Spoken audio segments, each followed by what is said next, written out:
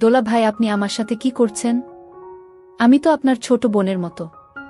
তারপর দোলাভাই আমাকে বলল, তুই কি চাস তোর বোনকে আমি ডিভোর্স দিয়ে দেই?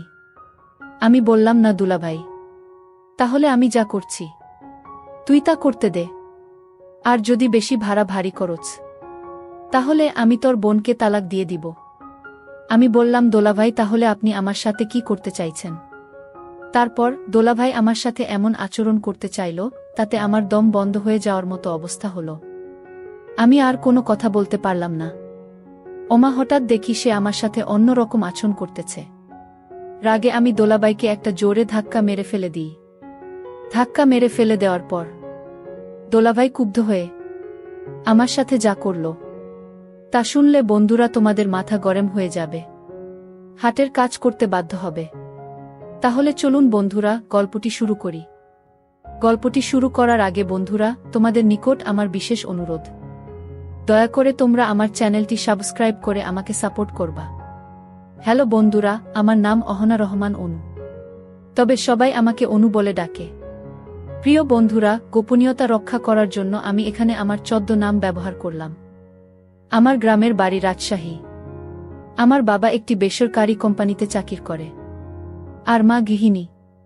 আমার 2 ভাই 2 বোন। আমি এবারে ক্লাস 10-এ পড়ি। চাকরির কারণে বেশিরভাগ সময়ই আমার বাবা বাড়ির বাইরে থাকেন। আমার 2 ভাই, এক ভাইয়ের নাম শফিকুল, আরেক ভাইয়ের নাম রফিকুল। সবেমাত্র তারা বিদেশ গিয়েছে, তারা এখনো বিয়েশাদী করে নাই। তারা দুজনেই বিদেশ প্রবাসী। একজন থাকে দুবাই, আরেকজন থাকে মালয়েশিয়ায়। আর আমার বড় বোন, যার নাম উর্মিলা রহমান উমি, তবে সবাই তাকে উনি বলে ডাকে। সে গত বছর অনার্স ফার্স্ট ইয়ারে উঠেছে, আর আমি এই বছর এসএসসি পরীক্ষা দিব। আমরা দুজনেই দেখতে প্রায় সমান সমান হয়ে গিয়েছিলাম। আমাদের পরিবারে আমরা দুজনেই ছিলাম অনেক সুন্দরী, তবে আমার বড় বোনের চাইতে সবাই বলে আমি নাকি অনেক সুন্দরী। চোখগুলো নাকি আমার অনেক টানা টানা, আমাকে দেখতে নাকি অনেক আবেদনমা লাগে। আমার ক্লাসের বন্ধুরাও আমার দিকে মাঝে মধ্যে অপলক দৃষ্টিতে চেয়ে থাকে। তাদের চাওয়া দেখে মনে হয় আমি নিজেকে বিশ্বসুন্দরী দাবি করতে পারি। বন্ধুরা, সেটা ছিল আমার আবেগ, আমার কল্পনা। প্রতিদিন আমি স্কুলে যেতাম, স্কুল থেকে বাড়িতে ফিরতাম। খুব ভালোই চলছিল আমার দিন।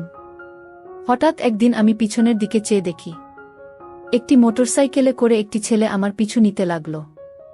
ছেলেটিকে দেখতে অনেক হ্যান্ডসাম মনে হলো। প্রথম দিন আমি কিছু মনে করলাম না। এইভাবে 1 সপ্তাহ নাগাদ আমি ফলো করলাম। ছেলেটি আমাকে ফলো করছে, আমার সাথে কথা বলতে চাইছে, কিন্তু আমি তো তাকে চিনি না। কি করে আমি তার সাথে কথা বলবো? আর সেই বা কেন আমার পিছু পিছু ঘোরে? আমার মনের ভিতরে সন্দেহের গুড় পাক খেতে শুরু করল। 8ম দিনের মাথায় ছেলেটি একটি ফুল নিয়ে আমার জন্য দাঁড়িয়ে রইল, আর আমাকে ডাক দিল, এই যে শুনছেন, আমি আপনাকে ডাকছি। তারপর অত্যন্ত বিনয়ের সাথে আমাকে একটি ফুল দিল। ফুলটি খুবই সুন্দর ছিল। আমি বললাম, ভাইজা, আপনি কেন আমাকে ফুল দিচ্ছেন? তখন সে আমাকে বলল, আমি আপনাকে কেন ফুল দিচ্ছি? ও আচ্ছা, তাহলে শুনুন।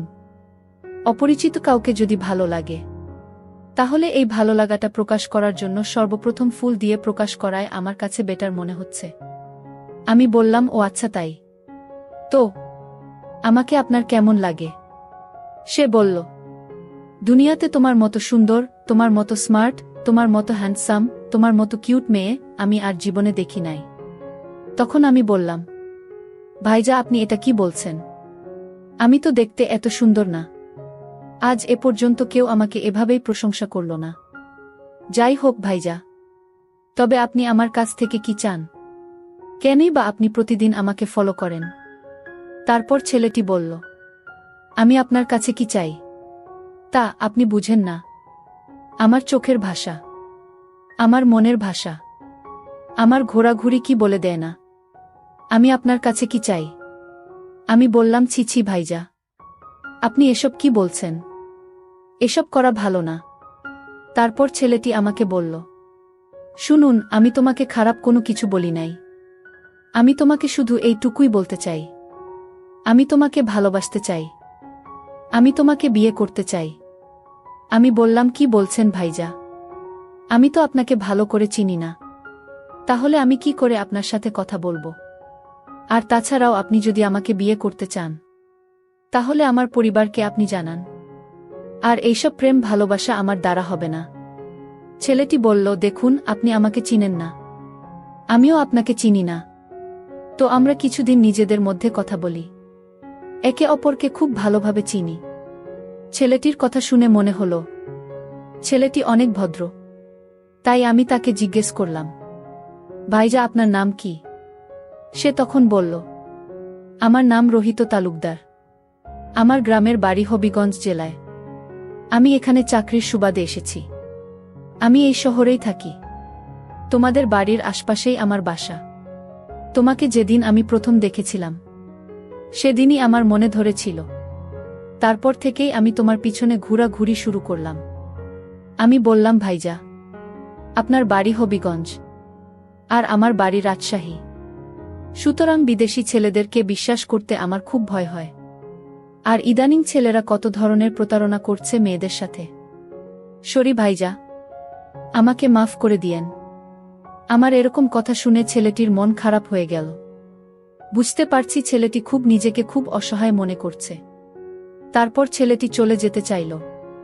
তবে চলে যাওয়ার পূর্বে ছেলেটি আমাকে তার একটি কার্ড দিয়ে বলল, যদি মনে করেন যে আমি ভালো, আমি আরও অন্য 2-4টা ছেলের মতো না, তাহলে দয়া করে আমাকে এই নাম্বারে একটি কল দিবেন। আপনার কলের প্রত্যাশায় আমি রইলাম। তবে যদি আপনি আমাকে একটি কল দেন, তাহলে মনে করব দুনিয়াতে সবচেয়ে সৌভাগ্যবান ব্যক্তি আমি। এই বলে ছেলেটি আমার কাছ থেকে চলে গেল। আমিও বাড়িতে চলে আসলাম। বাড়িতে এসে ফ্রেশ হয়ে খাওয়া দাওয়া করলাম। দেখতে দেখতে সন্ধ্যা হয়ে গেল। তখনও রাত 9টা বাজে। হঠাৎ আমার এই ছেলেটির কথা মনে পড়ল। তার কার্ডটি হাতে নিলাম। তার নাম্বারটা দেখলাম। একবার ভাবলাম, কল দিব কি দিব না। আমতা আমতা করে হঠাৎ ছেলেটির নাম্বারে একটি কল দিলাম। ছেলেটি আমার কল পেয়ে মনে হলো যেন আনন্দে উল্লাসিত হয়ে গেল। আর বলতে লাগলো, আমি সত্যিকার অর্থে অনেক ভাগ্যবান। আপনি যে আমাকে কল দিবেন, তা আমি কখনো কল্পনাও করি নাই। ভেবেছিলাম আমি যাকে জীবনে একটিবার পছন্দ করেছিলাম, সে হয়তো অন্য কারো হয়ে আছে, যে জন্যই সে আমাকে না করে দিয়েছে। এখন আমার সকল ভাবনা মিথ্যা হয়ে গেল। তারপর ছেলেটি আনন্দের সাথে আমাকে জিজ্ঞেস করল, এই যে মিস, দয়া করে এবার বলবেন আপনার নামটা কি? ছেলেটির কথা শুনে আমার কাছে খুব ভালো লাগছিল।